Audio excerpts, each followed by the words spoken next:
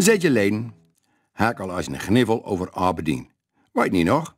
Dat wicht dat zo uibels handig was met naal en drood, wordt hele dup, het haven als vaste klant over vrouwen kwam. Maar ook voor zichzelf naaide Aberdeen er duchtig op lus. Ze was aangedurig aan loop om haar eigen ik op te klanderen met allerhande inkader tjoekselde bloesjes, topjes, rokjes en nazeltjes, door ze pronks met voor de dag kwam. Maar één ding haar kleerkast nog verleerd om. Dus als het bedacht om eens wat te maken door nooit elk met bij padlijp te lonken. Een echte ledenbrouw moest er komen. Met van die strakke piepen door kuten, bilden, knijden en dijden goud met voor de dag kwamen.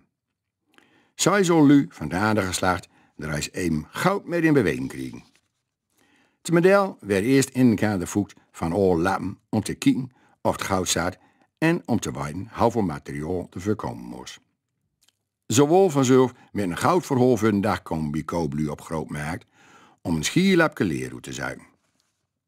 Een grote stander met al soorten en kleuren op dikke rollen van zich om 1,5 meter breed bracht haar zintuigen al oren gaan loop. Nog wat liek, vuil, roek en trekwagen aan het spul, haar zijn schiervellen toog. Daar moest toch zeker weten een uibels nuvere ledenbrouw in zitten dagen.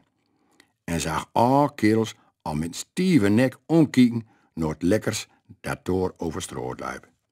Maar om het zeker te weten, moesten er even maak te vragen van wat voor bijstof het was en waar het kosten moest. Dus vraagt ze koopman, meneer, is dit echt leer? Handelaar kijkt haar aan en gniffelt. Het touw wel als een kou zijn met zo'n breide ruggen?